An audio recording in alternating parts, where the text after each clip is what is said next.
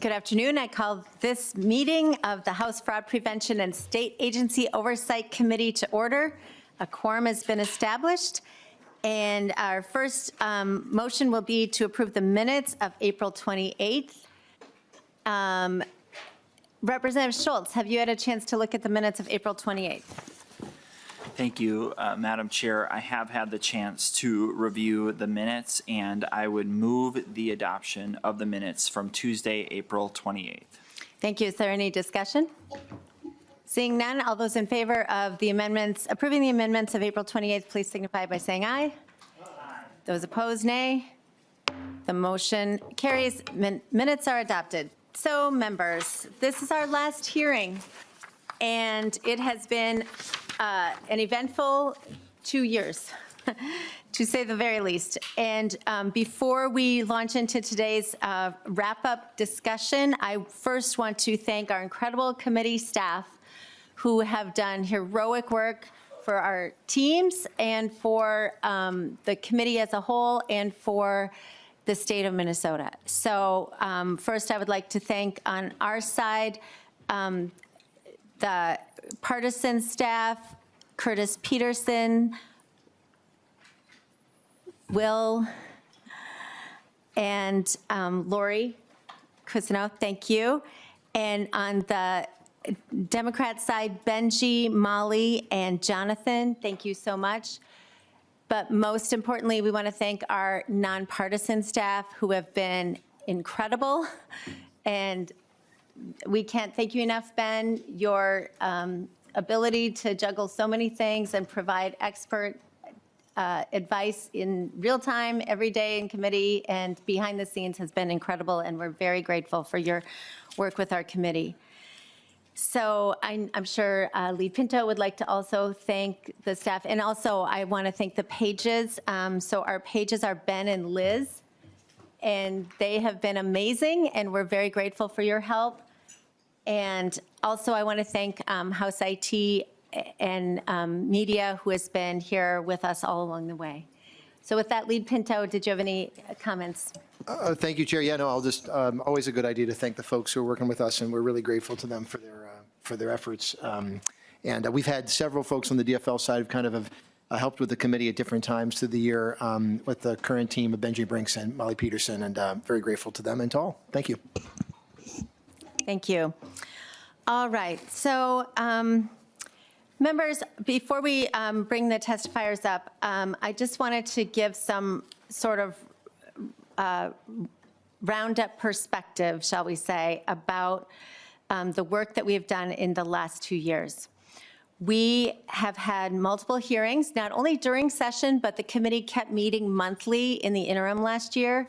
And we have covered a number of topics, including Medicaid fraud in the areas of non-emergency medical transportation, adult day services, assisted living, autism centers, integrated community supports, housing stabilization, feeding our future, and child care assistance. But we also had hearings with the Attorney General discussing both the role of his office in Medicaid fraud, and then separately a hearing about recording that he was made, an audio recording of him. And we also had the Secretary of State in to talk about election fraud and the security of our voting system. And then twice, last year and this year, we heard the governor's fraud package in both hearings. We had the governor's Director of Program Integrity, Judge O'Malley, and we did a hearing focused on charter school concerns that was suggested by our DFL colleagues. So we have covered the waterfront, members, and it has been eye-opening for me, and I think for all of our members, and also for the public. So I think the role of having a broad oversight committee has served the institution well, and I hope that future legislators will continue to have an oversight committee, because I do think it's important for this body.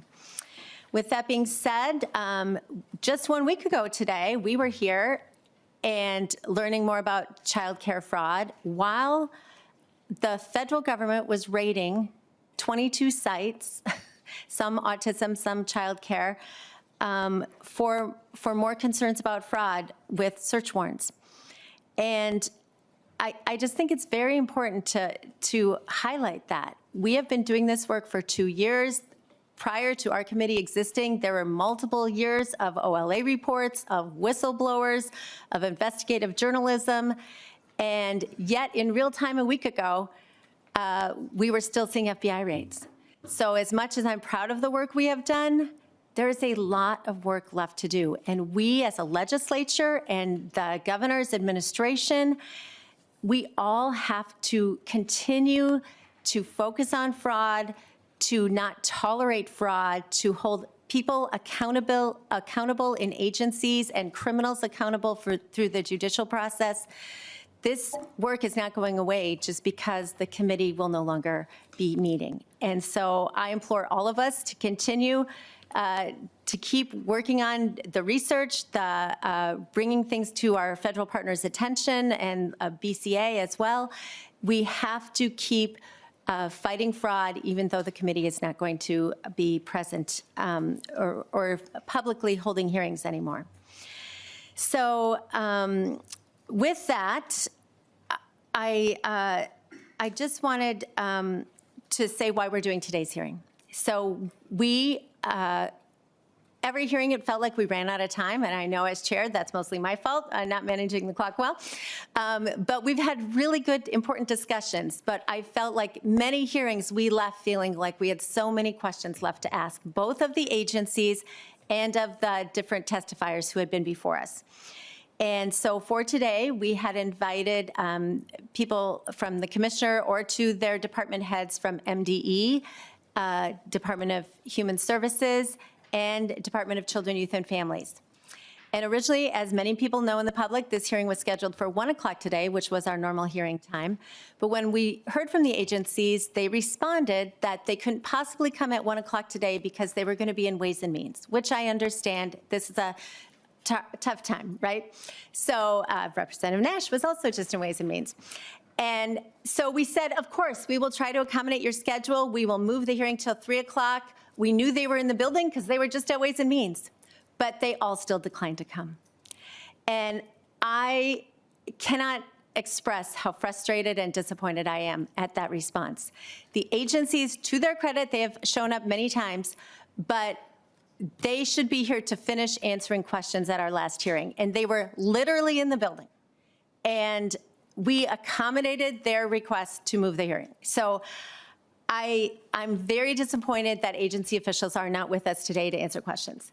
And yes, Representative Nash. Thanks, Madam Chair. And to that point, I'll point out that I went to Ways and Means, did the full docket of Ways and Means, had time to walk back to my office to get a couple of things that I needed for today. Had a couple of quick meetings, one with the speaker, grabbed my water bottle, grabbed my stuff, walked back over, and here I am. So I'm curious. And I also saw Commissioner Campbell walking in the tunnel. So everybody had ample time to be here. I'm just curious as to why they're, not. Yes, so I appreciate that, Representative Nash, and I will just say, as I do almost every hearing, we will be following up with additional questions for the agencies. I've lost count of the number of letters I've sent to the agencies with requests that they have not responded to. So when they say, oh, we've been there, we've testified, we've responded to everything, in fact, they have not, and I have many outstanding requests to the agencies that I'm still waiting on. So we will obviously do that again at the end of today. But we also wanted to bring back some of the whistleblowers who have given incredible testimony, shown incredible courage, and speak on behalf of hundreds of other whistleblowers that I hear from. And so I am very grateful to the whistleblowers who were willing to take time out of their schedules to come back and finish answering questions for us. And I'm incredibly grateful for that. So with that, members, we're going to take testimony from Nathaniel Olson, who had first signed up. And if Nathaniel would like to come to the testifier table, you'll have 2 minutes to share. Nathaniel's been in committee before, and he has been advocating for people with disabilities, and this is our final hearing, and he asked to present one more time. So welcome to the committee. Please state your name for the record. Thank you, Madam Chair. I'm Nathaniel M. Olson, the disability advocate for the state of Minnesota, and it's our last hearing.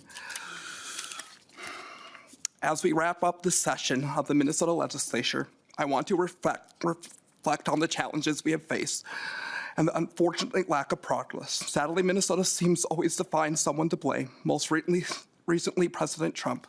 I have done everything within my power as a disability advocate for Minnesota, but the reality of fraud in our systems remains unaddressed. Under Governor Walz, my efforts to expose fraud were met with indifference. Stands as proof that whistleblowers are ignored seriously and fraud is dismissed. Governor Walz chooses to turn his head away from those raising concerns, and not a single Democrat has stepped up to tackle the issue. It's disheartening to witness this attitude, not only here, but across the nation. Despite this, I come here every day, hoping to bring attention to the issue of fraud, which is far more prevalent in Minnesota than many are willing to admit. Having lived in Minnesota for 26 years, I've never imagined my 2-year career with a disability would end so abruptly. Speaking out as a whistleblower and advocating for people like myself led to retaliation, not the freedom of speech assumed that I was protected. Governor Walz's system is not for the people, and his actions have betrayed the trust of Minnesotans. As I say goodbye to the state I once loved, I hope that in 2026, voters will choose the truth over lies. I hope another disability advocate will step up and to carry this message forward as I move to serve the United States as a whole. Minnesota has been the great state, but protection and dignity of my people with disabilities remains lacking. Abuse, bullying, and neglect persist. As ICS homes care more about profit than people, fraud and exploitation can't be allowed to continue. We must demand accountability to protect the vulnerable. Thank you, Madam Chair, Vice Chairs, and committee members for allowing me to speak.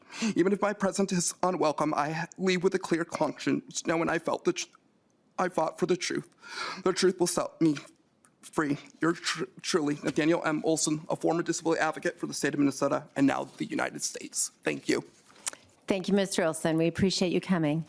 So next up, I would like to invite Jay Swanson and Faye Bernstein to the testifier table. And Scott Stillman is joining us online via Zoom. And then I also want to say great thanks to the Legislative Auditor Judy Randall, who is in the audience and is willing to take questions. And she and her team have been incredible partners long before this committee formed. They have been doing the work of bringing accountability and focusing on how we need to strengthen internal controls across state government. And we are very grateful, Auditor Randall, for your team, for your work, for your leadership, and we look forward to continuing to work with you. So with that, rather than have presentations from our testifiers, I thought we'd dive right into the questions. And so when you are asked a question, please just state your name for the record and remind the committee and the public what your role has been at the department, just so everyone remembers. And I'll start. I have 4 pages of questions, but I'm going to try and keep myself under control here. And with that, I would like to address my first question to Ms. Bernstein. So when you and I first talked, which was many, many months ago, we had a conversation about all of the different hotlines and tip lines at DHS and how they're staffed, how they function. And I just wondered, for the sake of how we are going to improve that system of reporting and tip lines in the future, if you could just talk briefly about what they are, how they're staffed, who takes the tips once they come in, how are they logged? If you could just reflect on that for a couple minutes. Ms. Bernstein. Yes, Faye Bernstein, currently working at the Minnesota Department of Human Services. We have probably 2 major tip lines. I have to say we probably have too many tip lines. It just makes it hard for both employees and the public to know where to call. But we have 2 main tip lines that we would use, one within the OIG and one within central office. The one within central office is more often used by employees, I would say. Then there is also many other emails that are published, and they will be dedicated to a specific thing. For instance, there could be one in the Behavioral Health Division that is specifically for questions about a new service we're operating or something like that. And we, especially on the two major tip lines, but also on the others, we log them. I guess let me retract what I said. On those smaller tip lines, I don't believe we do log those. I think we just answer them as they come in. On the two major tip lines, the one at the OIG and then one in central office, those are logged, and there's some basic data points that are kept on them before they are sent off to where they go, where they need to go for investigation. That is something that the logging has always been a little, that sort of bothered me, because the one group of whistleblowers that has the Twitter account, it's always bothered me that we do not log their information, and that really makes no sense to me. I don't know why we don't. I think it sends I've asked many, many times that why don't we log those? And why don't we keep data points on those? And the response is basically that we don't want to encourage anonymous reports like that, which to me says we don't want to encourage whistleblowers. So we're really missing a great deal of information that our whistleblowers are giving us. And it sends a very bad message, certainly to them. They feel very disrespected. I don't know why they would ever speak directly to DHS auditing staff, because they've been very, very disrespected by just being written off as if nothing they say matters. And here, I read very closely what they say, and I know the media reads very closely what they say, but DHS ignores them. Thank you. And one additional question I wanted to ask you on this. So I've heard this from a few whistleblowers, not to be named, but I have heard that there have been whistleblower reports to these tip lines where female recipients are saying they are being pressured for sexual favors in order to maintain housing in particular, but other services as well. Have you seen or heard reports like this, and what has happened to those reports? Have they been investigated? Yeah, I ran into those when I was doing redactions of documents. Somebody, I think it's a media outlet, has a data request into us for all of the emails that came into the HSS, Housing Supports and Services Program, email address. And I don't want to call that a tip line, because a lot of what came in there was just general questions. How do I qualify for the service? How do I apply? But so they were very uninteresting. But then there, I did come across some, and I whenever I think of this, the word that just comes to my mind is it's really gross. It is kind of gross to talk about here. But yes, there would be women, I would look at the names, and it would be a woman's name, and saying, using the one I remember particularly used the term sexual harassment. Another one was more detailed about being asked by a housing provider for sex in exchange for the service. And then I would look at what our response was, because some of the people that were monitoring that email address were licensed. And when you're licensed, you have to report something like this as a sexual abuse and maltreatment report. You have to advance that. And instead, we would respond with a form letter in the email version that would direct them to various state agencies because we said we did not handle complaints of that sort, and so we would refer them to other agencies where they could seek help, I guess, which is completely incorrect. The Department of Human Services absolutely investigates allegations of sexual abuse. I did that as my first job at the Department of Human Services. Licensed professionals can absolutely not ignore those reports. And it is just, it's how we handled that is so gross to me, that we were leaving people in that situation. You know, when you're in that situation, you are extremely vulnerable, and you may do whatever you need to do for housing. And it is just gross that we sent them back a form letter. Thank you. Vice Chair Anderson. Madam Chair, I have a question for Mr. Swanson.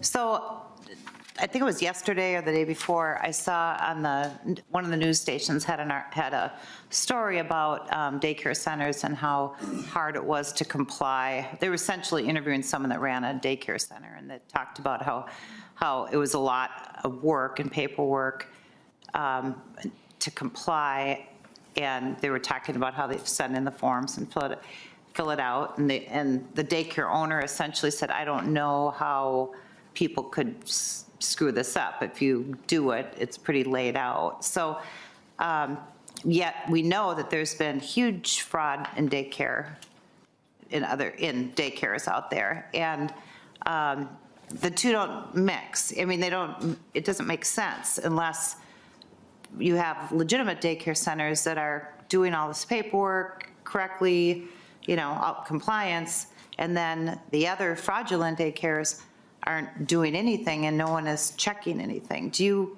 have any insight on this? Mr. Swanson. Chair and Representative, my name is Jay Swanson. And I'm sorry. I'm Yeah. a retired Yep. DHS employee for about 7 years, and I was the manager of recipient and child care provider Yeah. investigations up until I retired.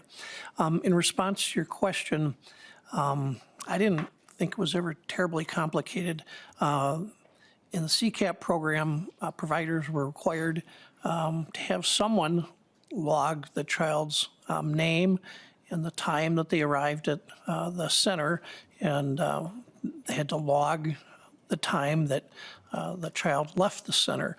My kids were in daycare years and years ago, and we had to do that, and I know many parents across Minnesota who bring their kids to daycare have to do something like that. I never thought it was terribly complicated. So yeah, what we were seeing from the fraudulent providers is that oftentimes either no kids were coming to the center, or sometimes kids would come for part of a day, sometimes 15 minutes. They would walk in and sign in, and their parents would walk out with them. And so there was kind of a variety of circumstances that we were dealing with. And again, sometimes the daycare center was closed for the day for whatever reason. No staff was there, and no parents or children showed up.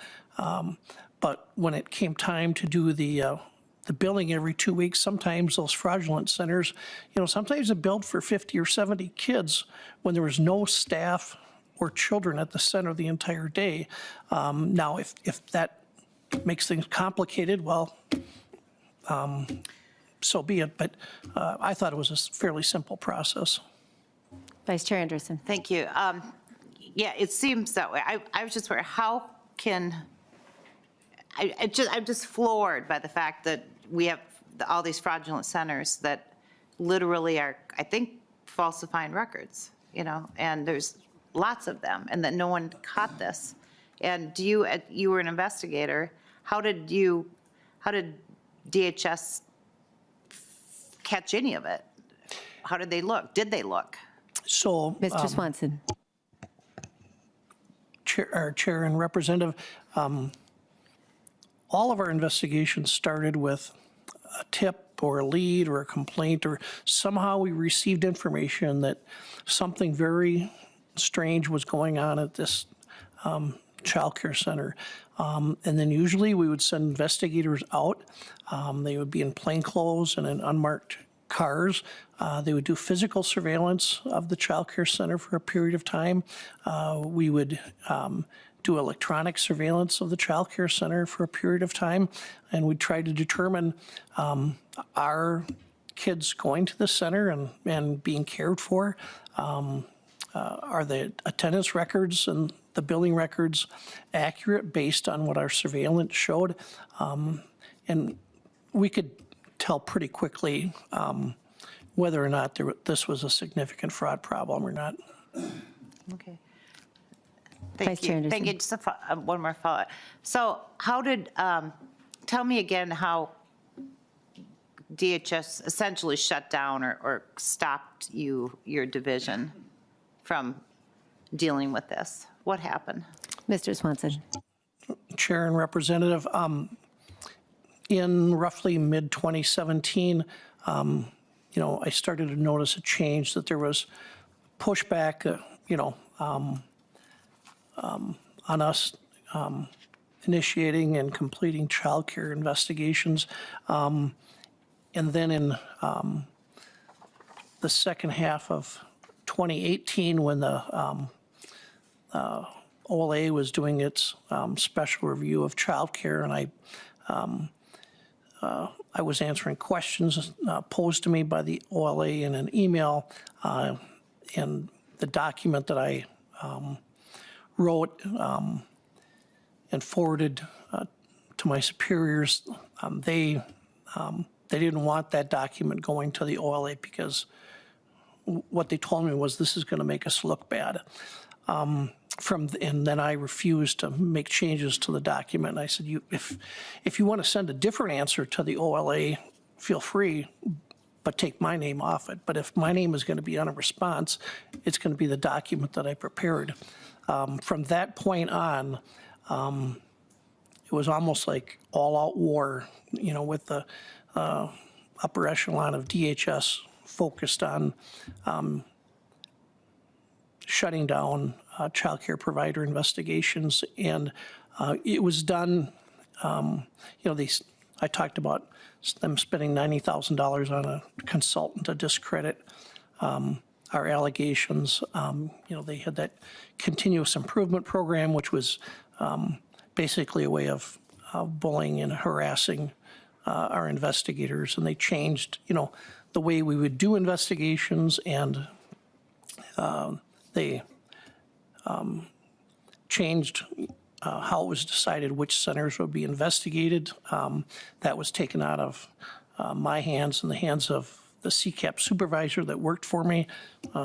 Again, we had 70 years of criminal investigative experience between us. Those decisions would be made by committee of 3, 2 of which are DHS officials with no experience investigating financial fraud or public benefit crimes. So it was kind of a slow, what didn't seem slow at the time, but they enacted this new process. And then I retired in mid-2019 after I learned what the new system was going to be. I said, I'm not going to be a part of that. And so that system continued as, it functioned as it was designed, where they were spending as much time looking at providers receiving very little CCAP as those that received huge amounts of CCAP. And that continued, as I understand it, up until that unit was moved to Children, Youth, and Family a year ago when that department was formed. Thank you. Thank you. Representative Nash. Thank you, Madam Chair. I'm going to go back to Ms. Bernstein, if I could, and pick up on something that the chair mentioned. Ms. Bernstein, you mentioned that there were allegations of sexual abuse that were reported up through, that you would ostensibly then pass along to somebody further up the chain. Is that correct? They just ended up in that mailbox, and they really went unaddressed. Representative Nash. Thanks, Madam Chair. Here's the thing that is creating a problem for me, and I'll actually give credit where credit is due. Representative Pinto helped me with an issue 4 years ago regarding mandatory reporters. And for those that don't remember or don't know, I grew up as an abused kid, and a series of mandatory reporters completely failed me. Beyond description, completely failed me. And it sounds that that's what's happening here at the state of Minnesota, that anybody who is in a supervisorial role inside of your department would be a mandatory reporter. Maybe not everybody, but certainly a predominant number of people that would have seen these emails were mandatory reporters. And are you saying that those that would have received these, that likely would be mandatory reporters, chose to do nothing? Ms. Bernstein. It's always been a question whether DHS employees are mandatory reporters. I have always proceeded that we all are. I am actually not licensed as an attorney, but not as a mental health professional. I have always considered myself as an employee of the Department of Human Services that I needed to report. I need to pass on these. So I always have. Some of the people who were monitoring this email box that I was seeing were licensed. And if you're licensed, you absolutely have to. There's no question. The ones that weren't licensed, I personally still think they did have to. That's an open question. But the ones that were licensed, I cannot believe that they sent back a form letter and that they just left that person in that situation. Mr. Nash. Thank you, Madam Chair. And that's the problem, isn't it? Is that somebody who comes to work for the state in a supervisorial role, that if they are indeed a mandatory reporter, chose to sweep it under the rug. And look, we're here mainly talking about fraud, which is apparently one of our net exports here in the state of Minnesota. But there's also incompetence or just willful dereliction of duty. And again, this is very personal to me, that we would have somebody who works for the state of Minnesota that is in a role that requires their reporting of something as heinous as sexual abuse, ignore that, sweep it under the rug, and then instruct the distribution of a form letter. And I just want, if Ms. Bernstein would confirm that was the process, Madam Chair. Yes, Ms. Bernstein. Yes, there was a form letter. It sent them to, it was a list of state agencies, human rights, I can't even remember the other state agencies that do not handle this. The Department of Human Services handles this. And Madam Chair, Representative Nash. Thank you, Madam last Chair. And for the love of God, what the hell, people, that we would have people who come probably bearing their vulnerabilities and their souls to somebody who should do something with that, only to get a form letter? Let that sink in. Somebody who has been sexually abused comes to the state, raises their hand, says this happened, no investigation, and they're the lucky recipient of a form letter. Back to Ms. Bernstein, if I could, Madam Chair, last question before I get back on the list here a Representative little Nash. bit, because I have lots of things. Ms. Bernstein, and because I'm relatively new to the committee, but how many allegations would you say over the time that you were there have been effectively dismissed or similarly been given a different type of form letter to make them just go away? Ms. Bernstein. Are you speaking specifically about sexual abuse allegations? Representative Nash. Thanks, Madam Chair. In general. Ms. Bernstein. In that particular email box, which I was in doing redactions for probably about 2 weeks, I saw probably 2 to 3 of the sexual abuse allegations. The other ones I saw was a tremendous amount of recipients of the service writing in to tell us that they weren't getting the service, but in fact, they were getting billed for the service. I could not even count those. There were so many lovely people who wrote in to tell us that we had a fraud problem. Representative Nash. Well, thanks, Madam Chair. I'll be done for now until I get back on the list, but an immeasurable number of people who have raised their hands following the process that our state has set forward, saying there's a problem here, and we send form letters and give a little chuck on the shoulder and say, it's going to be okay. Please be quiet and go away. That is ridiculous. Thanks, Madam Chair. Next up, Representative Altendorf. Thank you, Madam Chair. Mr. Swanson, my question is for you. Thank you for coming back. You had testified last week, and in your testimony, you talked about the OLA report of 2019. Specifically, if you have that in front of you, you're familiar with it, in Appendix B, B2, or on page B2 of that document, this was your statement. These investigators and agents, however, also firmly believe that the extraordinary level of weaknesses present in the internal controls of this program will allow the fraud to continue unabated or, unfortunately, possibly increase until changes are made in this area. And Mr. Swanson, my question to you is, was that one of the paragraphs that a senior DHS official ordered you to delete? Yes, Mr. it was. Swanson. Mr. Swanson. Yes, it was, Representative and Chair. Representative Altendorf. Thank you, Mr. Swanson. Now, I'd like to draw your attention to page B3 of that document, to the second paragraph, which reads, in calendar year of 2017, there were fraud concerns involving 42 of the highest paid centers. Investigators have significant fraud concerns regarding 72 of the top 100 highest paid centers. And investigators have significant fraud concerns regarding 100 of the top 150 highest paid centers. Mr. Swanson, the question is, was this a paragraph that a senior level DHS official ordered you to delete as well? Mr. Swanson. Chair and Representative, yes, it was, although there's a typo in that paragraph, which was probably my error, but it was meant to read that in 2017, we had fraud concerns involving 42 of the 50th highest paid centers. Thank you for clarifying. Representative Altendorf. Thank you.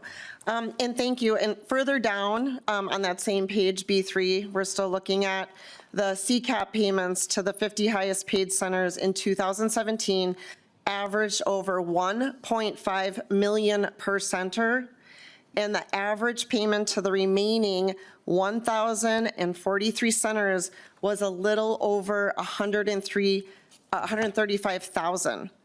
Was this a part of your document that you were also ordered to delete, Mr. Swanson? Mr. Swanson. Chair and Representative, yes, it was. Representative Altendorf. Mr. Swanson, was the person that ordered you to delete these sections the DHS Inspector General? Mr. Swanson. Representative, as I said last week, I'm happy to answer questions when they involve the identity of DHS officials. My preference would be to answer this committee's questions in a non-public setting. Thank you. Representative Altendorf. Thank you, Madam Chair. So, Mr. Swanson, why do you think, even though you are leaving her unnamed at this point, why would she want these sections deleted? Why were you ordered to delete these from your statements? Mr. Swanson. Chair and Representative, what I was told was these are going to make us look bad. Yeah, I think that's what I was told, and I believe that to be the case. Representative Altendorf. Yeah, Madam Chair, thank you. Mr. Swanson, have you previously, before this report, expressed these same concerns to the DHS senior management about the disparity? And really, we're talking about 50 of the highest centers out of over 1,000 centers, which is quite alarming when we're looking at the numbers that they were receiving, and this should have been a red flag. Did you previously report it? Mr. Swanson. Chair and Representative, repeatedly throughout, I would say the 2017 and 2018 timeframe, I continually brought this up to officials above my level, but I was told that it's not an issue and don't worry about it. Anything else, Representative Altendorf?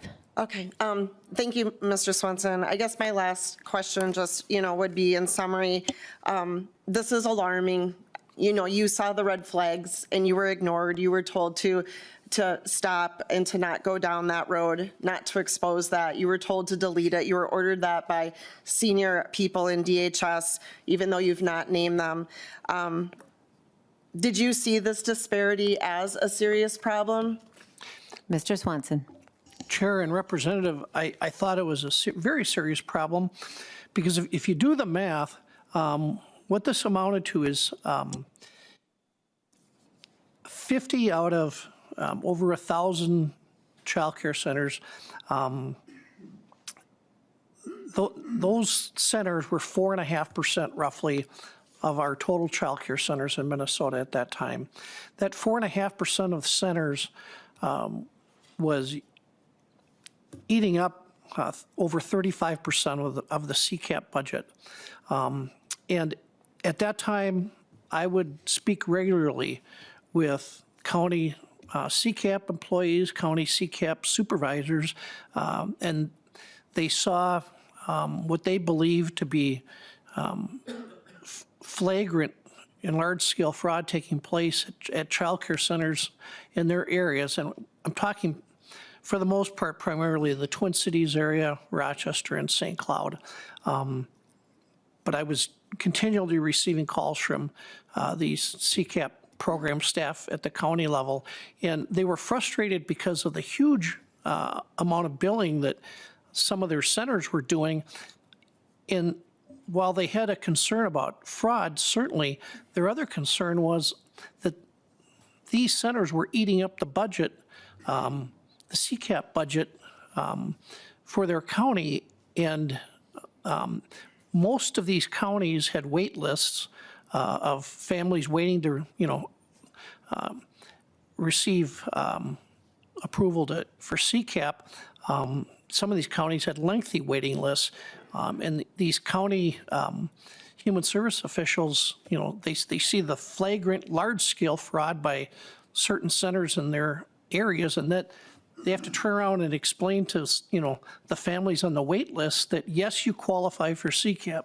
We don't have the funding, to put you on the program at this point. So it's not like it was a victimless crime. There were families in Minnesota that would qualify for the program, and they couldn't get on the program because, the thieves were taking all the money. Thank you.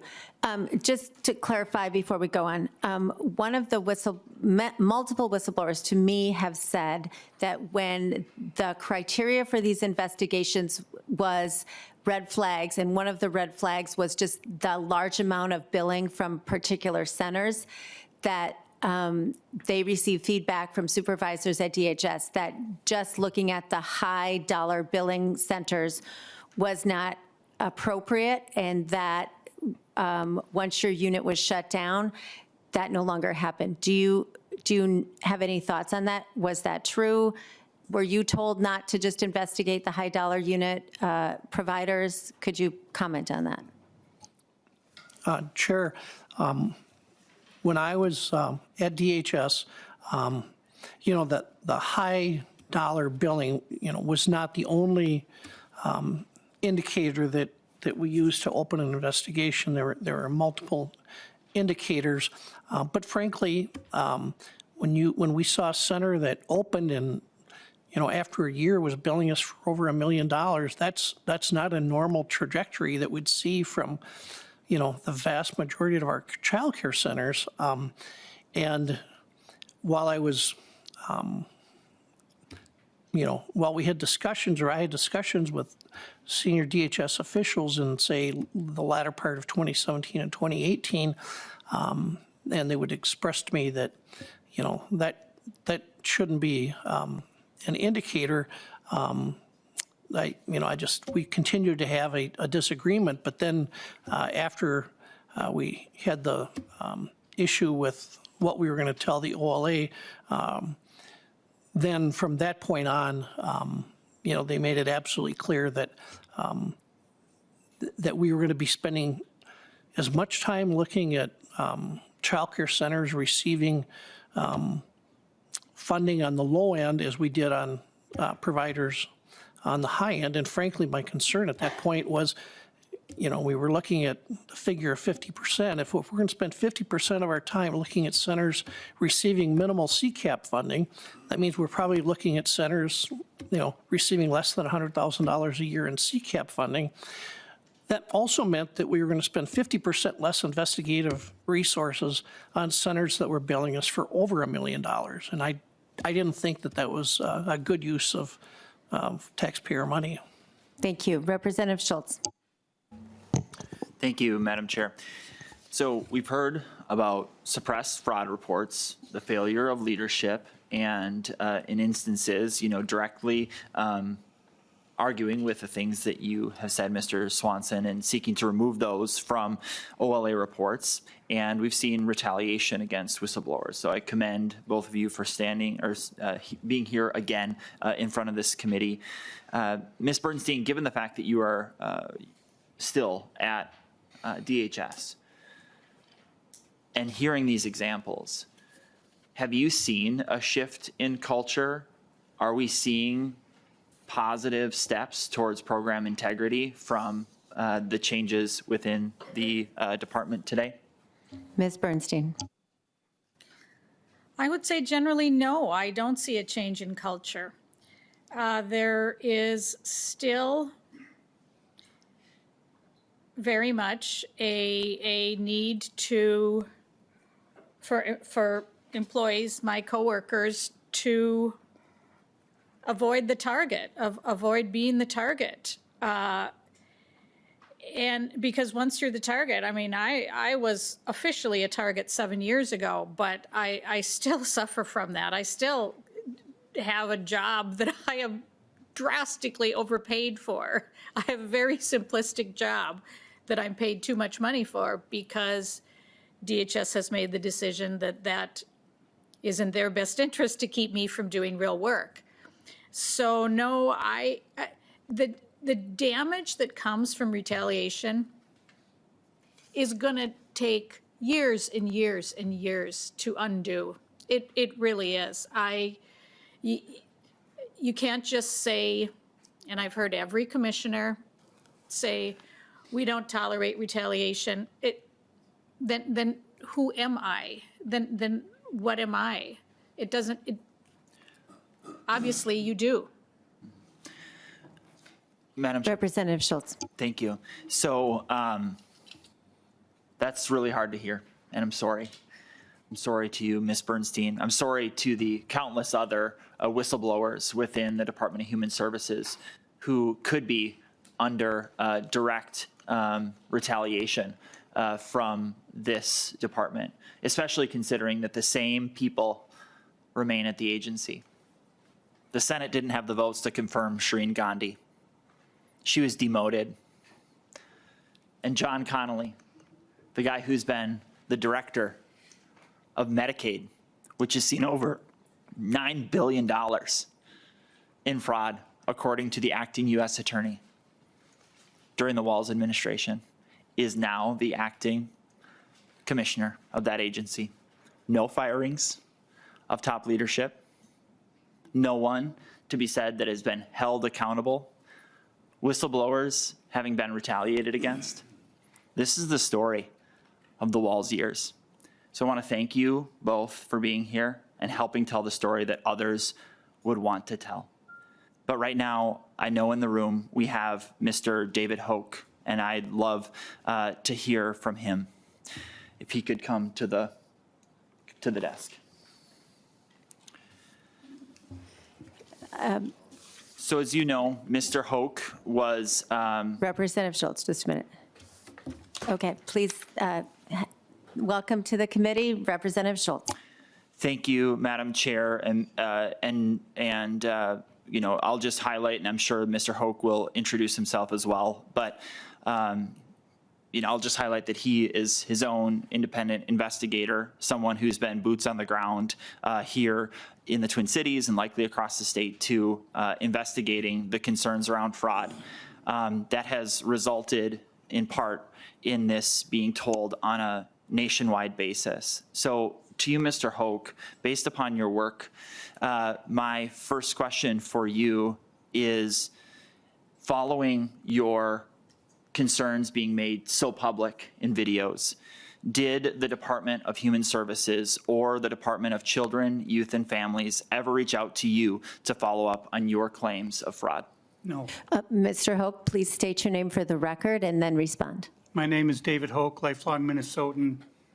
DHS has never reached out to me, despite the fact that I invited DHS as a whole and Shireen Gandhi to meet with me to clarify that perhaps I was wrong in my investigation and in my data. Representative Schultz. Thank you, Madam Chair. As you know, and as has been portrayed, DCYF claimed that they investigated the daycares that you reported on last December and said that they were all functioning normally. You know, we just had Commissioner Brown in front of us last week. She said it to the media and offered no additional information to us in front of this committee last week. But then, following the video, a month later, the owner of one of the daycares you exposed was arrested while trying to flee the country as part of the Feeding Our Future scandal. And as we are all very well aware, last week, another one of the daycares that you reported on was raided by federal law enforcement. Mr. Hoke, do you believe and do you think that the department, the agency, do you believe that they missed some of the red flags? Mr. Hoke. I don't believe they missed them. I believe that they were 100% complicit in allowing the fraud to continue. Representative Schultz. Thank you, Madam Chair. And Mr. Hoke, I think that that's why it's incredibly frustrating why there have been no people fired by this governor, by Tim Walz, that he has failed to protect taxpayer money, that he has failed to hold his agency accountable. It's one reason why we need the Fraud Isn't Free Act. So, Mr. Hoke, your work, it brought so much attention to fraud here in Minnesota. No one has done it more than you have. That the Department of Human Services established an entire webpage attempting to debunk you and your work, including the statement, showing up with a camera and the goal of getting YouTube views isn't the same as conducting legitimate fraud investigations. So, were you trying to conduct a criminal investigation, expose blatant red flags and problematic providers that DHS allows to continue to bill the state? Mr. Hoke. So when a person is elected to office in the state of Minnesota, there's something they have to do before they're officially recognized in their new position. They have to take an oath of office. And that oath of office is designed to represent the people of Minnesota and protect and defend the people of Minnesota against this very thing. And when someone knowingly and willingly violates their oath of office, that makes them a traitor to the United States. And in my second video, what did I say? I pointed to the camera and I told Tim Walz, I'm coming for you, and told the Department of Human Services, I'm coming for you. And what's happened since? Governor Walz announced he's not running for re-election. Now Gandhi got the boot. And I'm telling you that you better hope that I don't set my sights on you, because especially if you're on this committee, the people want to know, what are you going to do to stop this fraud. Not that guy over there or that woman over there or somebody over there. You're on the fraud committee, for God's sakes. Tell the people what you're going to do individually to stop this fraud. Today, not next week, not a month from now, not another hearing. Tell them today what you are going to do to stop this fraud. Anything further, Representative Schultz? Yes, thank you, Madam Chair. Thank you, Mr. last Hoke. one. And I will just note for the record that it has taken a lot of the work of investigative journalists and the media, the legacy media, many of which are in the room, to help tell this story that agencies and the departments have failed to do. They failed to do their job. And oh, by the way, they're all being paid. They're being paid to do that job, being paid to protect the taxpayers' resources, and they're not doing it. So it's become routine for this level of failure, this level of fraud. And you're right, Minnesotans are rightly outraged by this. But thanks to the work of the three of you at this table and countless others, this story has never been bigger, and it has led to a nationwide effort to combat fraud that I don't think has ever taken place in the history of our country. And we're starting here in Minnesota. We are starting to clean up the mess in Minnesota. And when the FBI raids 22 facilities last week, that is only the tip of the iceberg, specifically on Medicaid fraud. And there is so much more to go. We can't prosecute our way out of it, but through our work in the legislature, through hopefully the work of Vice Chair Anderson's OIG proposal, and through our continued attention to this matter, we can protect taxpayer money for decades and generations to come. Thank you all. Thank you, Representative Altendorf.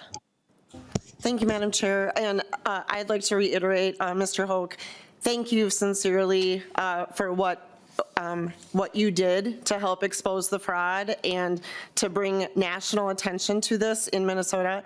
I sit on the Children's and Families Committee meeting. You said you want solutions here in Minnesota. Everyone wants solutions here in Minnesota.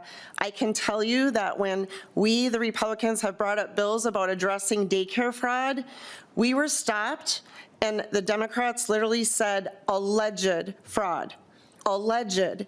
The rest of the country is well aware that there's daycare fraud in Minnesota, apparently, except for many of the people in the other party here. But Mr. Hoke, my question to you specifically is, are you a professionally trained investigator, number one? Number two, the information that you had for going to these daycare centers, was it publicly accessible to anyone? Mr. Hoke. The answer is no, I'm not a professional investigator. I work in the construction industry. I have for the last 42 years. I work full-time. Everything I did was on my own. I wasn't paid for any of it. I wasn't looking for YouTube views or any popularity or any fame. In fact, I've been called a racist and Islamophobe, every name under the sun. But the reality is my target was never the fraudulent child care facilities. It was the Department of Human Services for funding the fraud and allowing the fraud to go on. Like I said in front of Secretary Besson's Fraud Committee roundtable, if you put your hand out and someone puts $100 in it, you're going to stick your hand out again. You got to stop giving out the money. You got to get out there and go look at these places. And when there are 7 healthcare places registered at one address, for God's sakes, aren't you looking at it and going, wait, something isn't right here? Get out and go look at the facility. Hire somebody to go out there and physically inspect these areas and say, this is a liquor store, it's a wire service. You saw the video. I could have gone to 100 of them. They don't exist. They're mailboxes, they're phantom companies, and the state keeps writing the check. And people are tired of it. I'm hearing from people not only around the country, but around the whole world now that are seeing the same types of fraud, and it's all pinned back to Minneapolis. We're the laughing stock of the entire world right now because of this fraud. People should be ashamed. If you're elected in office, you should be out front screaming fraud every single day.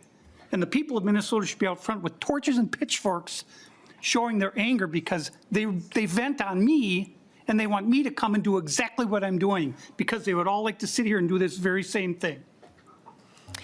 Thank you, Mr. Hoke. And I just want to say for the record that our staff in the interim did go and also look at a number of these places and had a similar experience of finding multiple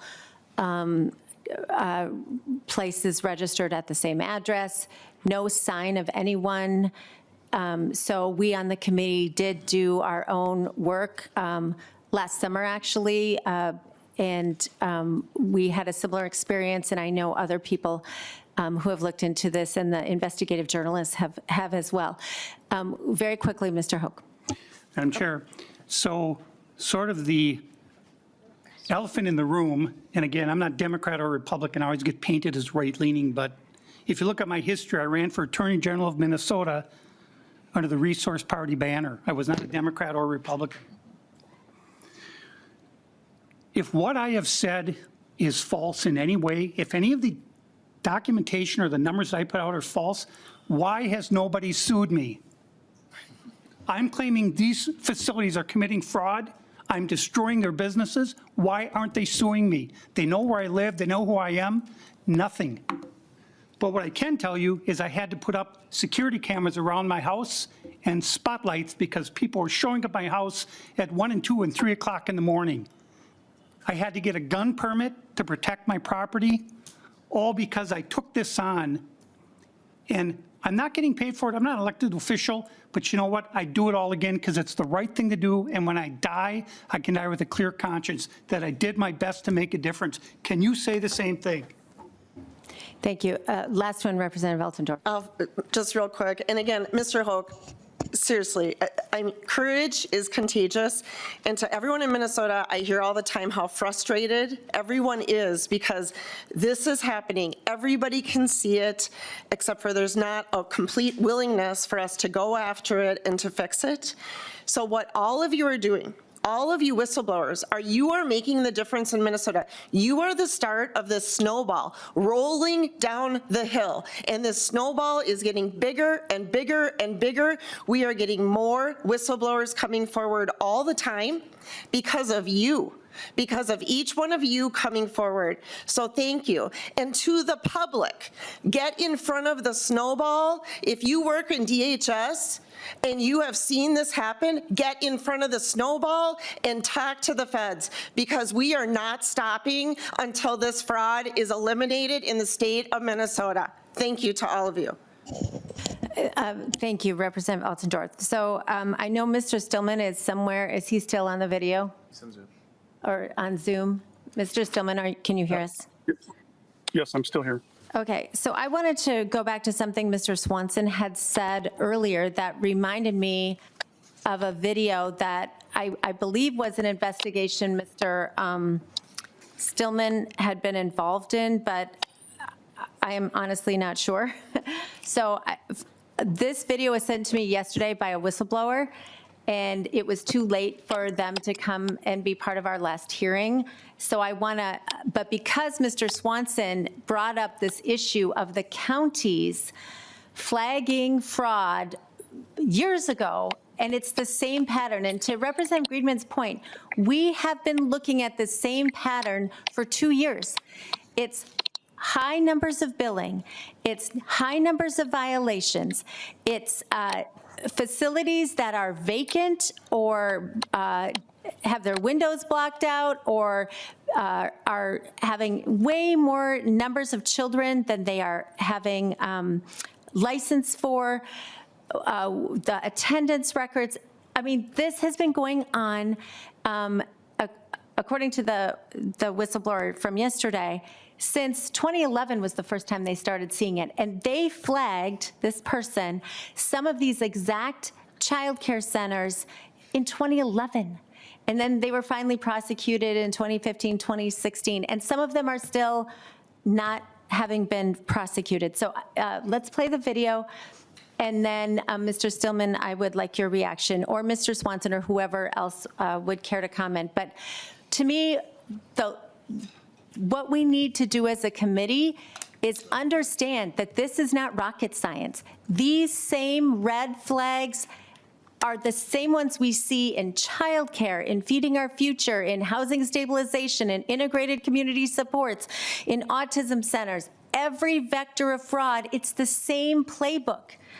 So fool me once, shame on us, or shame on you, but fool us twice or 20 million times, shame on us. We have got to recognize these signs and take immediate steps. And I do appreciate the work of the committee and the legislature to tighten internal controls, but this has been going on since 2011, and the video is from 2015.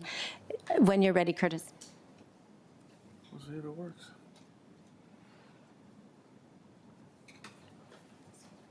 Technical difficulties.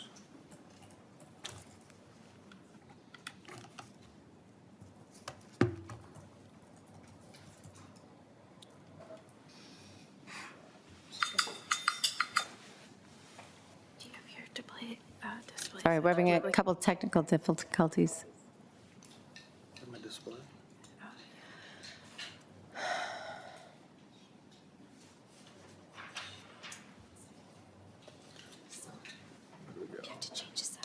Did you change this up?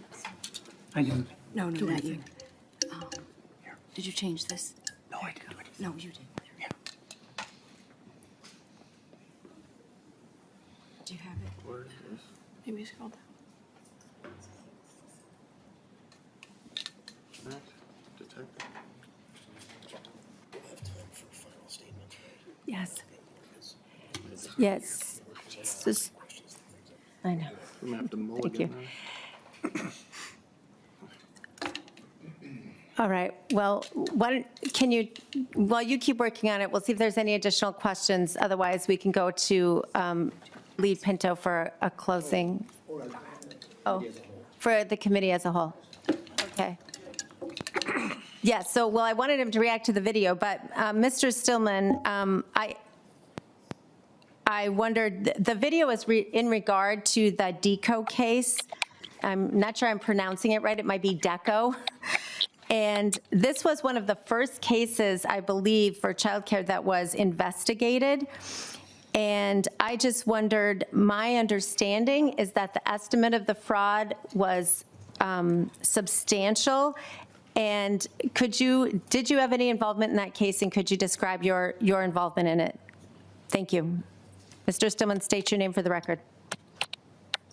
My name is Scott Stillman. I was the Department of Human Services Digital Forensics Lab Supervisor, and I believe it's pronounced DECO, and I was involved with the DECO investigation, and I examined the evidence that the BCA, the Secret Service, I believe maybe possibly the FBI and Ramsey County Sheriff's Office gathered during multiple search warrants. And I'm sorry, could you tell me again what you wanted me to answer about that question? So what were the red flags from the beginning that you and you were doing forensics and you were one of the investigators? Did you have interactions with counties reporting fraud, and what were the red flags that you got from different counties? I was not a part of the initial investigation. The people involved were the BCA and Secret Service and Ramsey County, and they initiated the search warrants, and they had found so much evidence that they couldn't process it, so they asked me to do the processing. And when they brought it to me, I was told that the approximate amount of fraud was in the $40 million range, but it was eventually prosecuted in the $4 million range.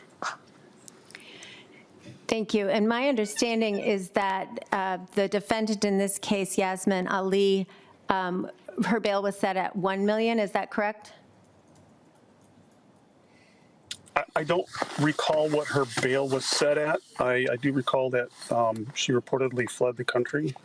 Yes, and the prosecution vociferously did not want the court to reduce her bail, but they did, and then she fled the country.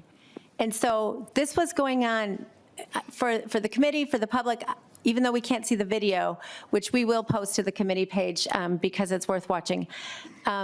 This is not new ground.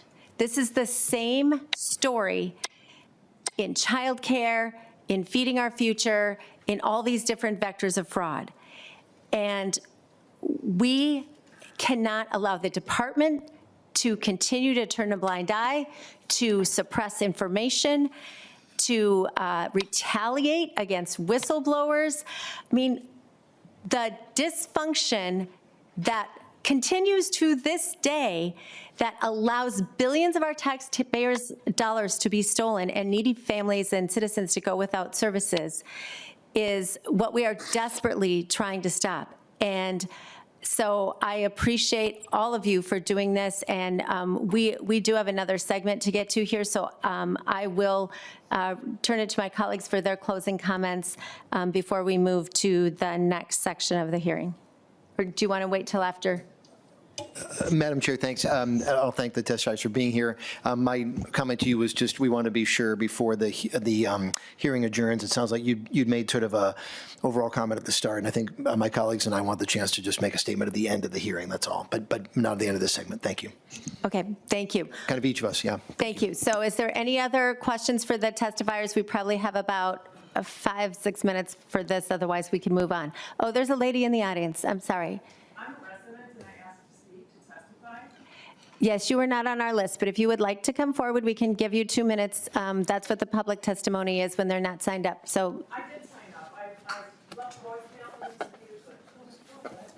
and Okay, well, welcome to the committee. Please state your name for the record and share your thoughts with us.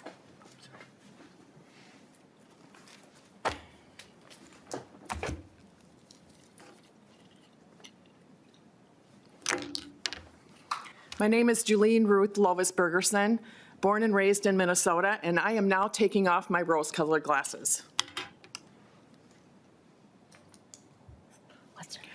I am here to ask each of you, would you hand over $500,000 of an estate without an exact accounting of what that bill is for? I'm here representing a family that is exactly what has happened. We need help. It's a Medicaid, and I'm sorry, are you representing someone? Do you work for someone? Excuse me? I'm sorry, if you are representing someone, who do you work for? You have to identify. I am representing myself. I don't work for anybody. Okay. I'm a friend of the family. Yeah, the mother receives services, but there is absolutely no accounting. Who would turn over $500,000 without an invoice? And they can't get the information. So I am going to look in this camera and I am going to plead to the federal leaders of this country to look into Medicaid in Minnesota, because we're giving our money to Medicaid, plus in recovery, plus the state is getting money from the federal government. And so, yeah, they're double dipping. I am convinced you're double dipping. I will go on to another fraud case, and that is with a nonprofit located in Bloomington, Minnesota. I have written proof that they were not registered with the Attorney General's office as required in statute 309.52. Every year, if they have receipts of more than $750,000, they have to provide 4 things: $25, a 1-page form, their IRS 990, and a complete financial analysis audit by CPA firm. They did not do this from 2019 to March 4th of 2024 for their 2019 audit, and they received taxpayer money from the city, the county, the state, and the federal government through a PPP loan in 2019 forgiven in 2020. Thank you. I have been working with the Attorney General's office and have been ignored. I have all these, and I have a whole bag. So if anybody wants to see it, it's at the cases with the police department now for fraud. Thank you, and we appreciate you coming, and if you want to submit all of that to the mnfraud.com portal or leave it with our staff, we will look into it. But It's that's really how not, we, as a resident, I have been expected to do all of the investigation. I got very lame answers back from the Attorney General's office. You do this, this, this, this, this. I'm a resident. I don't do the investigation, and that is what I've been required to do. And I've been working on this since 2022 on my own. I am so angry. Well, we appreciate that you are working so hard to help your friends and your family members, and we are happy to take a look at all your documentation outside of the committee and sit down with you and learn more. Thank you. And this is my leading document right here, which says, love the Lord your God with all your heart and all your soul. And the second greatest command is love your neighbor as yourself. And that is not what our leaders in our state have done. They have corrupted us. They have stolen from us. Thank you. There are people who are suffering. There are, and we will be happy to work with you. Thank you for And there coming. needs to be prosecutions. Ma'am, we need to move on. We have another order of business. Thank you. All right, so next, I guess before closing comments, we'll go to the next order of business. Members, as you know, we have reached out to Representative Ilhan Omar on multiple occasions, inviting her to testify and inviting and requesting documents that appeared in the trial exhibit of the US versus Amy Bach. Her office or her staff was named in multiple trial exhibits, and we have endeavored in multiple ways to get access to that because, as everyone knows, Representative Omar had some role, whether inadvertent or not. She passed the Meals Act in March of 2020, and that took the guardrails off the federal school nutrition program, which created the conditions for Feeding Our Future. And so we invited her to testify about the law she passed. We invited her to testify and talk about the documents that are listed in the court case, and she has never responded to our multiple inquiries. So then we sent a letter after the hearing 2 weeks ago saying that we would like her to respond with those court exhibits by today, May 5th. Once again, she has not responded in any way to our inquiries.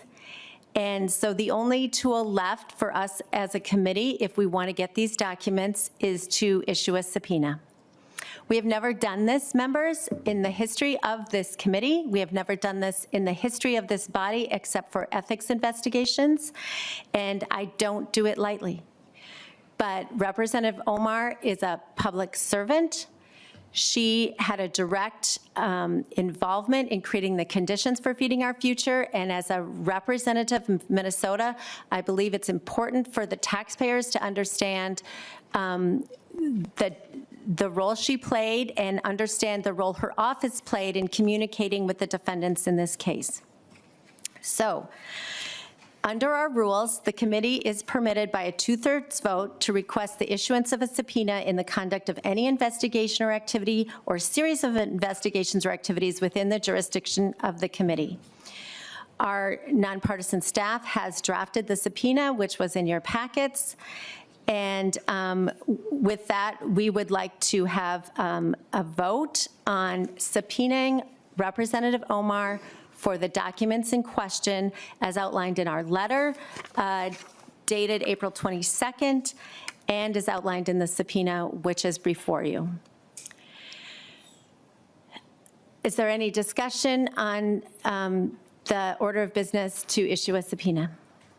Yes, Lead Pinto. Thank you, Madam Chair. I guess maybe just a process question. I gather this is maybe a motion that you're making? It seems like I can see some nodding from some of the GOP members, but I just don't know procedurally what's, just first want to verify that. Yes, so it's a motion for the committee to issue a subpoena to Representative Ilhan Omar regarding the items in the subpoena which are in your packet. And then, So it's referenced here. and then, Madam Chair, I'll have just a few questions for you, I guess, as the maker of the motion. It looks like this matches a letter from April 22nd, as you referenced.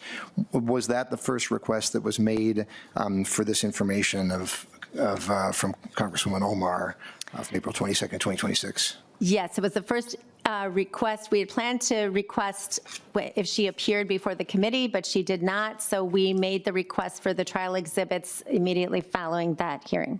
Thank you, Madam Chair. And the trial exhibits, have you tried to get those trial exhibits from the court or from those involved in the case? That might be the more, since you're looking for trial exhibits, that seems like a pretty direct way to go.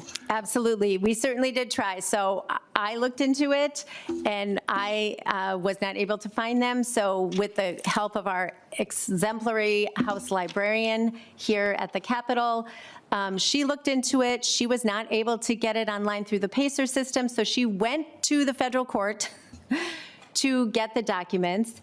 And as she discovered, and we all now know, these court exhibits, the list of exhibits is public, but the exhibits themselves are under a protective order from the court, and that order binds the two parties. So it binds the U.S. Attorney's Office, the government, and it binds the defendant, Amy Bach, but it does not bind us as a legislature, and it does not bind Representative Omar from disclosing it.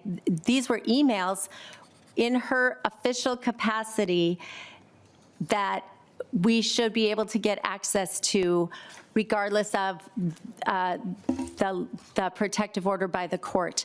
We are not bound by it. She is not bound by it. So it's perfectly appropriate for us to seek them from her office. Thank you, Madam Chair. I guess as I'm looking at the list of what you're requesting, it seems like it's coming from the trial exhibits. Maybe the last one referenced the trial exhibits, but a number of them reference other things as well. It looks like just item number 8, it looks like in the documents to be produced, it's, I guess, and we'd be confident that she would have those trial exhibits when in fact there's a protective order saying that nobody but the two parties can get them. Is that what you're saying?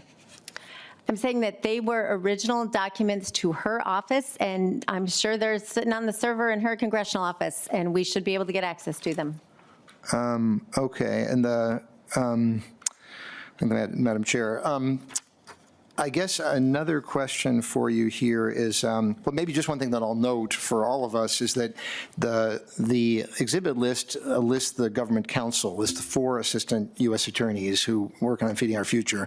I know that 3 of those U.S. attorneys have now resigned, by all accounts because of pressure to take unethical acts by the Trump administration. That's what all the reporting has been. So there's just the 1 U.S. attorney left among those 4. It may be, I don't know if you've had a chance to connect with that U.S. Attorney's Office directly. I know earlier in the committee you had some trouble connecting with them, but have you had any luck working with the U.S. Attorney's Office regarding this? So they are bound by the order, so I have not reached out to them on this, but in other areas of sharing whistleblower information, I have been working with the U.S. Attorney's Office as I did when it was under acting U.S. Attorney Mr. Thompson, and when he was first a U.S. Attorney, and now under U.S. Attorney Daniel Rosen and his team. And then, Madam Chair, can you say again how you would use this information? I noticed the first request for this information came just a couple weeks ago. The committee's obviously been meeting since February of 2025. Sort of in what way, and this is our last meeting, I think perhaps, Madam Chair, it sounds like you're going to have one more meeting to potentially adopt a report. So how would this information be used, and what caused it to sort of show up at this time just within the last couple of weeks, given that this is back from 2020? Thank you, Lead Pinto. Yes, so as we've been meeting over the course of these many months, one of the things we've been doing is looking at the business model of fraud, and one thing we're looking for is how did this possibly happen in our state? And as we've been looking at the development of the fraud and looking for the red flags, one of the things that came to my attention earlier this year in 2026 was the existence of the Meals Act and how that led to the conditions for fraud in Feeding Our Future because it took the guardrails off.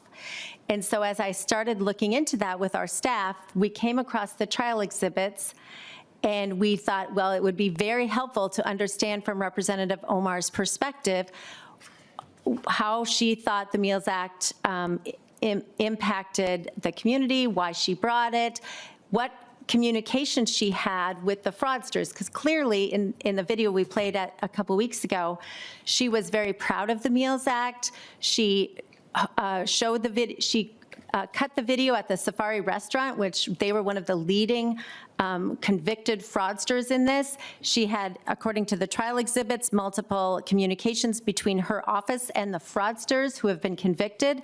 So I think it's important for the public to know what role she and her office played, not only in passing the Meals Act, but in then communicating the information about how the guardrails are no longer in this program to the people who were later convicted of fraud. I think it's very material to our understanding how we got here.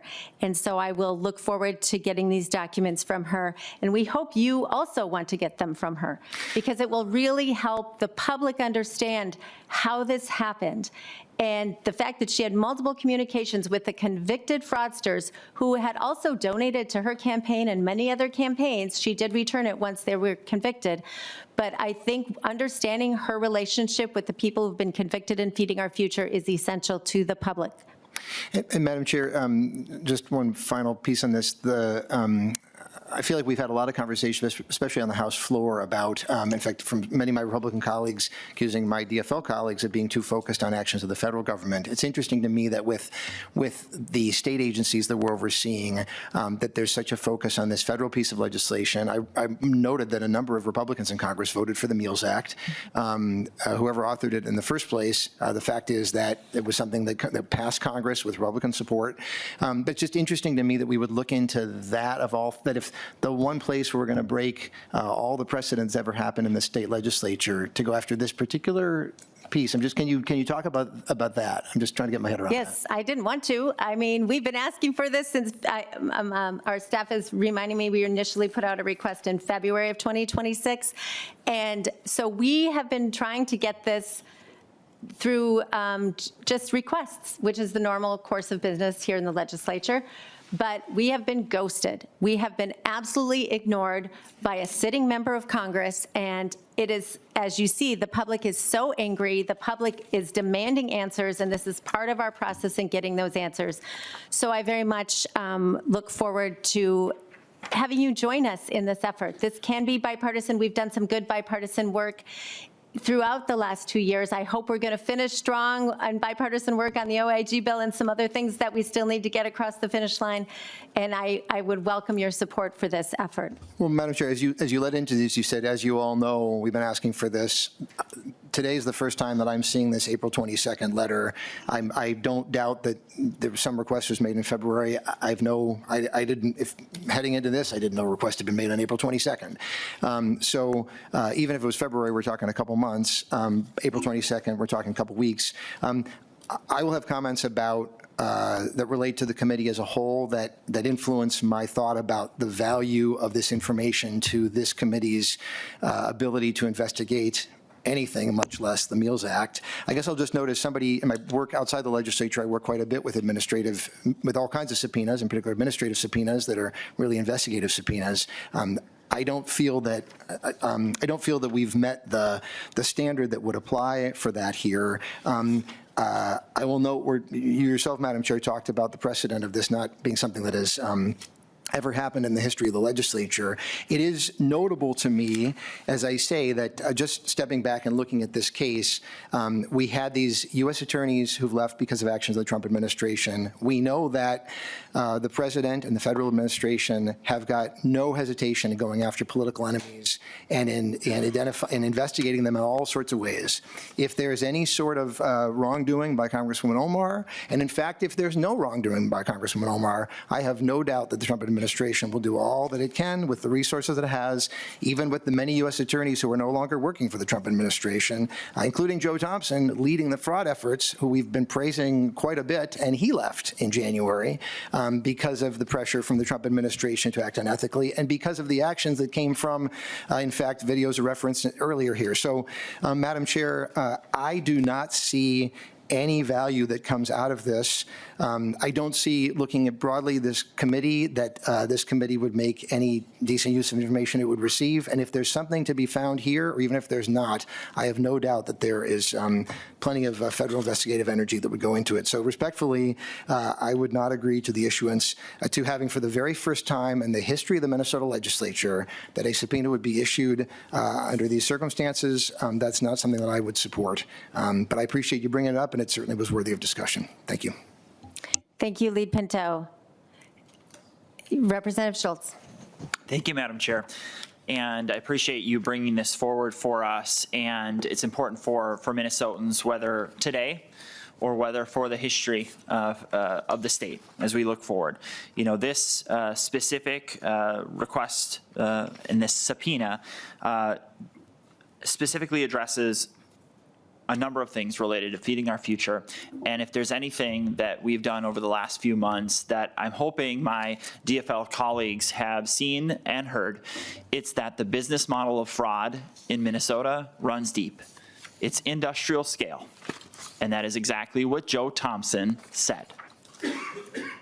And to that end, Chair Pinto, and to my colleagues across the aisle, this is about the people who have been involved and are defendants in feeding our future, who also gave donations to Congresswoman Ilhan Omar.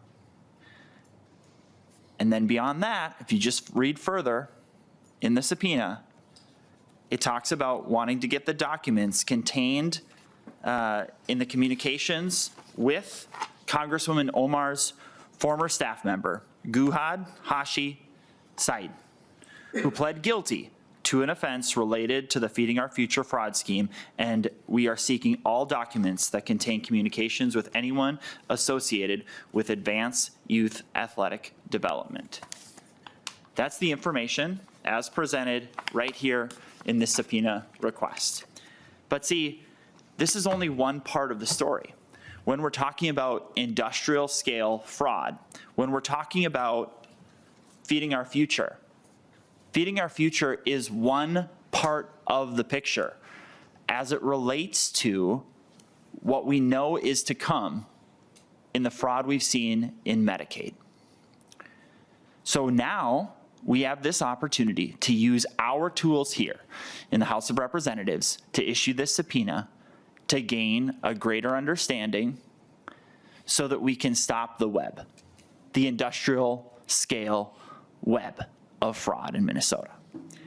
But it doesn't end there, Representative Pinto, because Congresswoman Omar's sister has been an executive with a business that it appears as though has received state and federal funding that was secured by the Congresswoman herself. In addition, in that very information, with regards to the People's Center Clinic, it has been lauded and celebrated by Amy Klobuchar, including being at the opening of that 2022 ribbon cutting. So there are tons of conflicts of interest involved here. There's an investigation to be had, and this is a subpoena for the information. So do we want to be more well-informed? Do we want the information public for the media, for the investigators, for the accountability, for the people?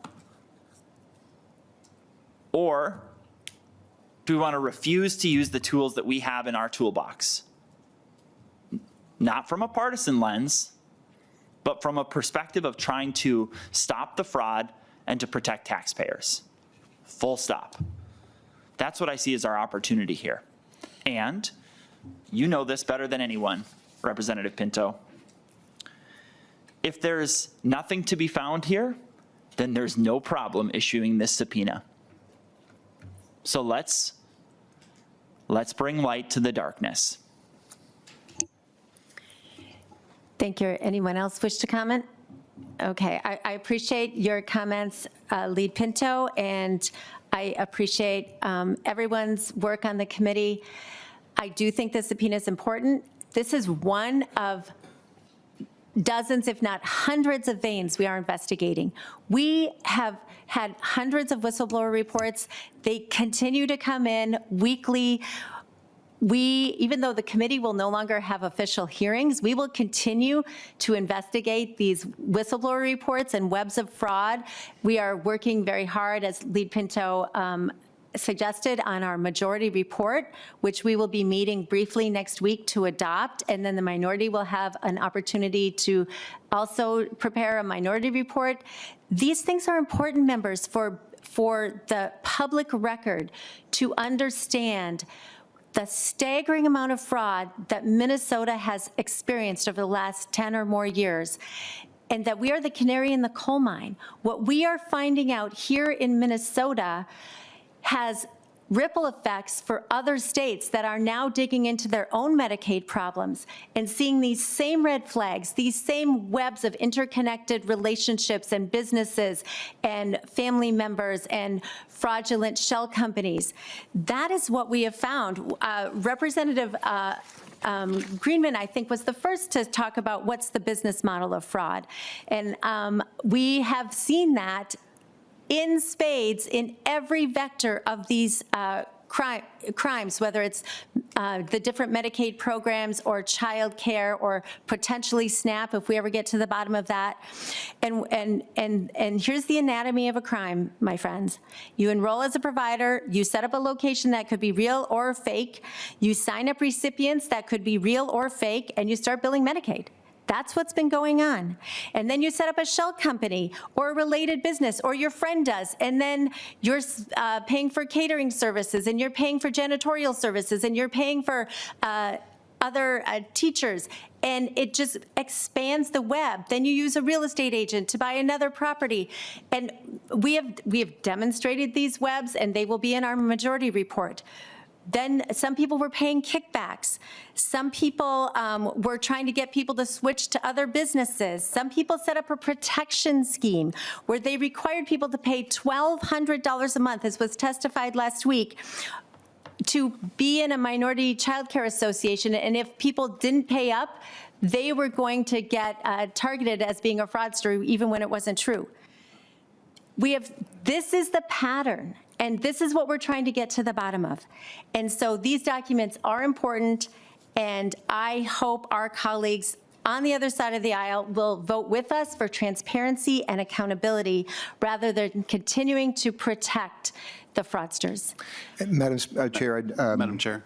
Request a roll call. And of course, I reject the last phrase about protecting the fraudsters. But in any case, I would just request a roll call. Thank you. Roll call will be granted. Representative Nash, and we do have to move to a vote. I promised Lead Pinto he would be out of here for a meeting, so we have to vote soon. Thank you, Madam Chair. I was going to point out that under Minnesota Statute 3.153 requires 2/3 of a committee in order to do this, so we would require a roll call, and was going to request that myself.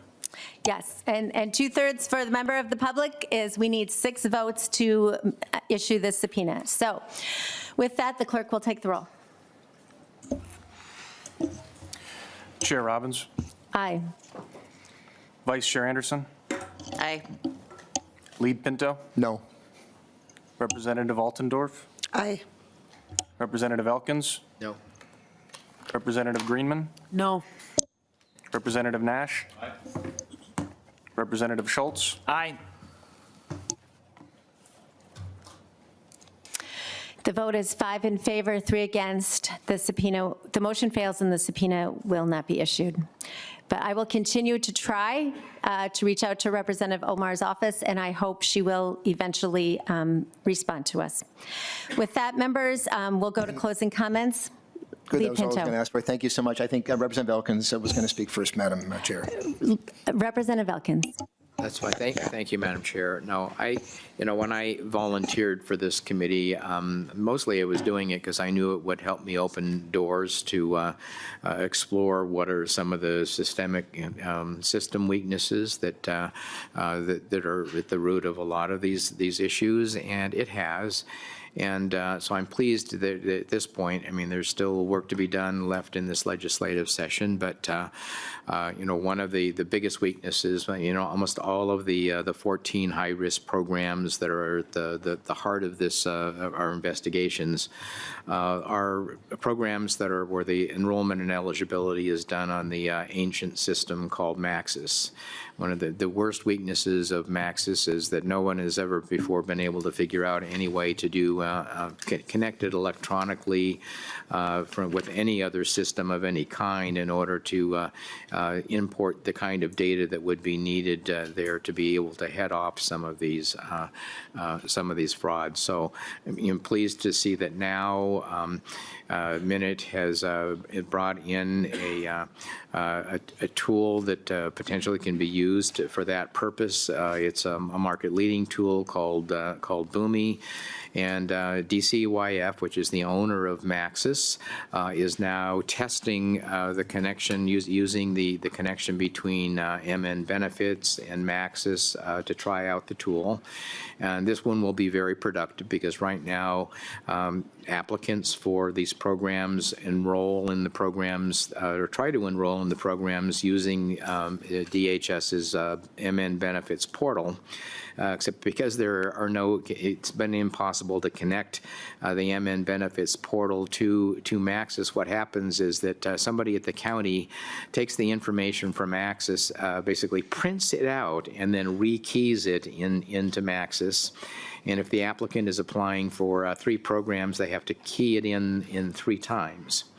So if this trial works, then the next connection that should be attempted is to the login MN application, which is what the state is going to be using going forward for identity verification and management.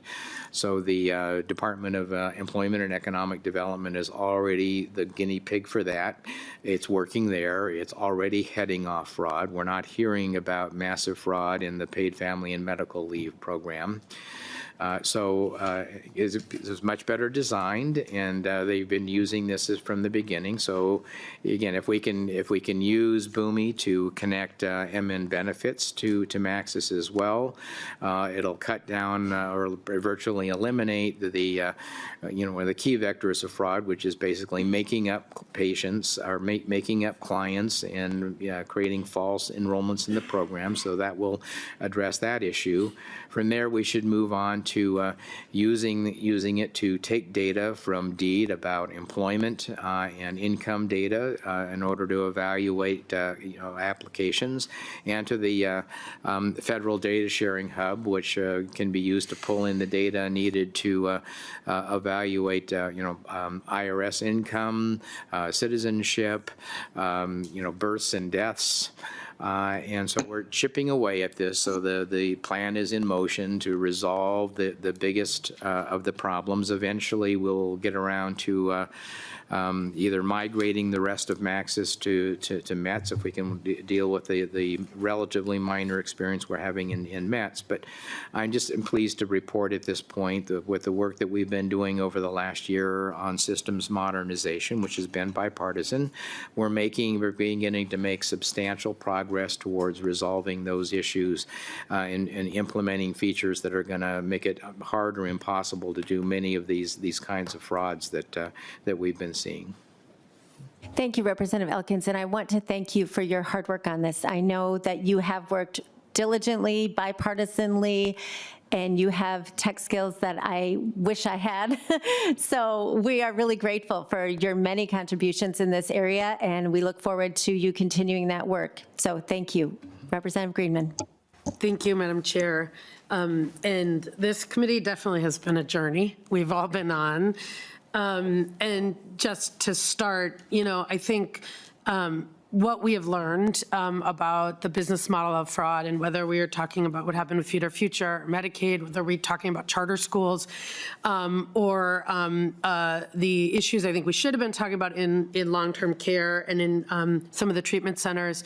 I think the idea that we have private providers targeting government for private gain that is ripping off most importantly, the Minnesotans who need to be served and the taxpayers who have chosen to, elected people who have chosen to invest in those programs is, it is maddening, it is infuriating, it is hard. I think you'll not hear, I am a Democrat because I believe that government and democracy can serve and be valuable in community and people's lives. And the fact that this kind of targeting of fraud, this private provider fraud, is throwing these programs into jeopardy is really hard. And it's something that we, I think, all, you're hearing it not just in this committee, but across the legislature, are focused on. So it's committee, it's companies ripping off Medicaid, it's private providers defrauding CCAP, it's cheating workers in the UI trust fund with misclass.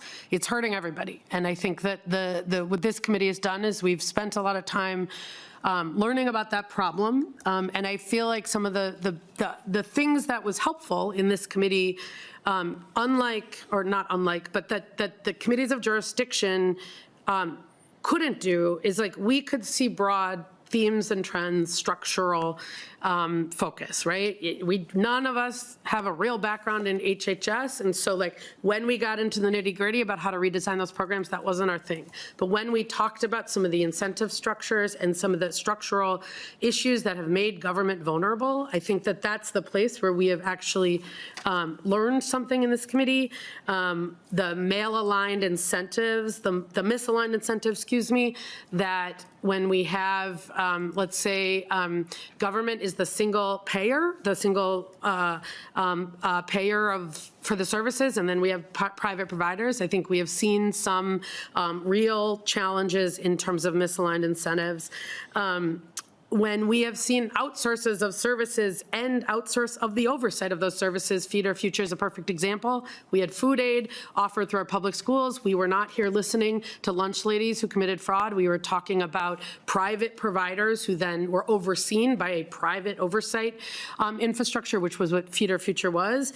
That was a structural problem that we have set up. And so I think what has been hard about this committee is it feels like we missed a real opportunity to focus on some of those structural solutions. We have spent a lot of time admiring and detailing the problem, but not on the big structural solutions to root out and eliminate fraud and the vulnerabilities. So there's been a lot of work in the legislature done in the last 2 years around building bureaucracy, around hardening the target, if you will, and I think all of that in the short term is really important.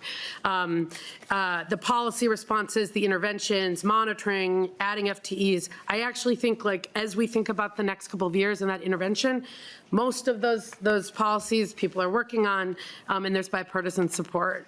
But when we talk about stopping the business model of fraud, we actually have to also talk about changing the incentive structure, eliminating those structural vulnerabilities, and in many cases, ending the privatization that has made government a profit margin or a profit center and has made taxpayers the mark. And a few places that we could have been doing if we had been focused on this that I know I've been talking to some of our colleagues about, we could have looked at services like PCA and Medicaid waiver services where the government is the only payer and where private providers are billing the government. And we could have looked at those misaligned incentives and how to potentially, and I think we still should, for those of us who are going to be in the legislature, how do we actually redesign and reimagine that program so that we are eliminating those structural vulnerabilities. We also could have dug deeper on one of the things that I think to me just became the clearest, and I learned here, is how fragmented these systems are. So we have a federal, in Medicaid, we have a federal and state payer. The states are overseeing, their oversight is of the payment. The counties are overseeing the benefit. In many cases, they're being provided by private providers, and that's what sometimes the county case managers are outsourced. And so you have all of these different layers that we are now, I think, trying to, in a bipartisan way, figure out how to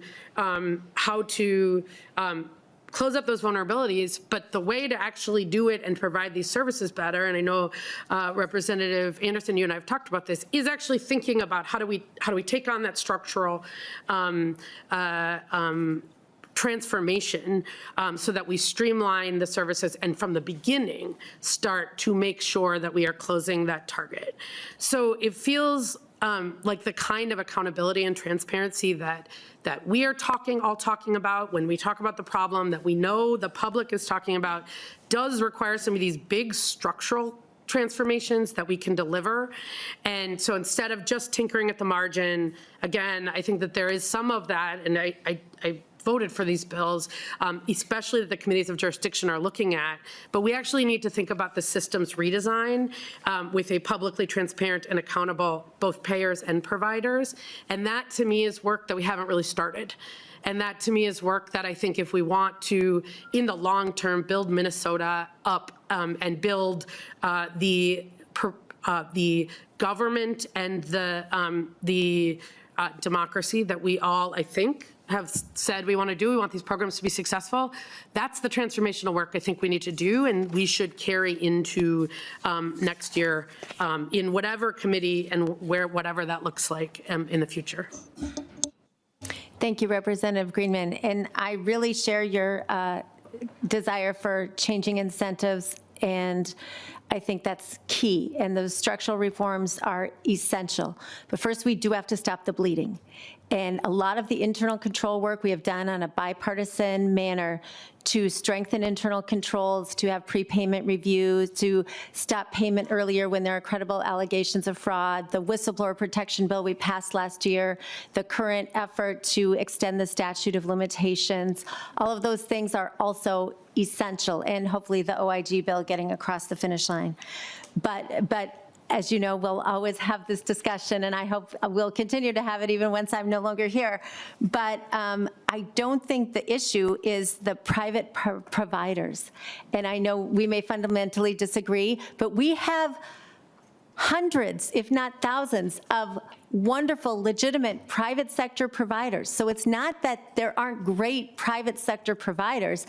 It's that a very small number of private sector providers have figured out the business model of fraud and have chosen that rather than chosen to provide legitimate services and take their normal profit, and instead they are fraudulently scamming the taxpayers. And so I just want to make sure that we realize that the profit motive isn't bad, that it's not private providers who are bad. Most of them are doing a fantastic job, and that it's a small group who tend to have the same red flags where it's a small number taking up a huge percent of the budget, as we saw again today.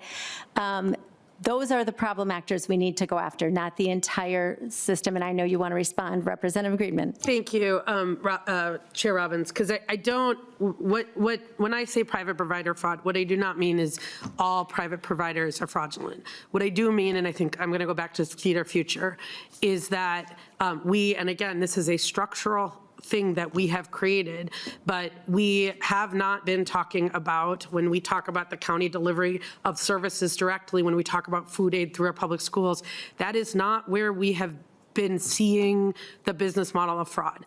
And so when we look at, and we are also not talking about recipient fraud, because that's not the place that we have experienced that. What we really, when we talk about Medicaid fraud and what we have from, the whistleblower conversations to the OLA to what our agencies are saying, what we're talking about is private entities, whether they're for-profit or nonprofit, but private entities that have an incentive to make a profit. And if that profit may not be, it may go back into your business if you're a nonprofit, that's a different incentive structure than government employees and then government service provision. I don't foresee a world where every service is provided by the public, but I do know that we have outsourced almost every provision and also outsourced the oversight of that provision when we talk about MCOs, when we talk about the Feed Our Future model, where we give one big grant to an organization and then they sub-grant to other providers. That is a structural incentive structure that we, the legislature, is choosing to do. So I appreciate and I wanted to clarify, because there are great providers. But when we look at the structure we have created, if we don't look at that structure, then we are not actually going to root out the kind of fraud that we are talking about and the way that the benefits fraud has functioned, that business model. Thank you, yes, and I agree. Those sites that then subcontracted, approved the Feeding Our Future individual sites, the site sponsors, that was a huge part of the problem. And we see that in other program areas. So hopefully that's a lesson learned from that. But also taking the guardrails off the program for income eligibility, allowing restaurants to participate, all of that happened in the Meals Act. So I do think taking the guardrails off some of these programs did set up that structure, but I totally agree, using those multiple layers impedes accountability. Lead Pinto.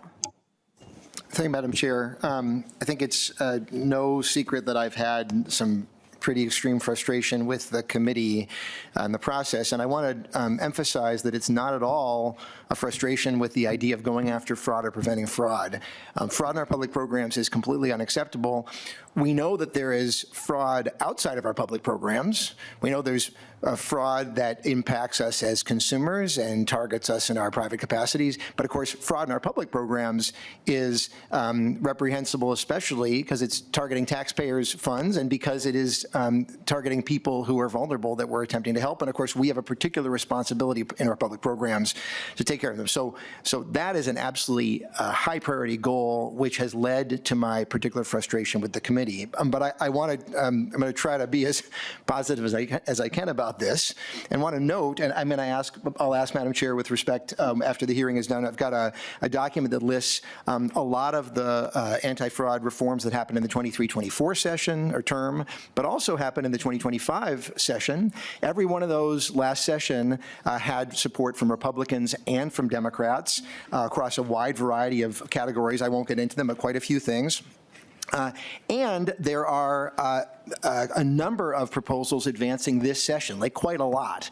So if folks are looking at this or seeing this frustration and saying either nothing's happening, or folks on my side are resisting, or folks on the Republican side, to note that Chair Nash's bill about fraud risk rating, House File 3682, the Human Services Finance Bill, House File 4338, has a ton of provisions from members across both parties. Representative Norris Medicaid Fraud Control Unit funding that just passed through Ways and Means today, as did the Human Services Bill. Of course, the bill that Representative Anderson and Representative Norris working on regarding statewide OIG and IT investments, and many that could go on. And those are just a few focused particularly on public programs.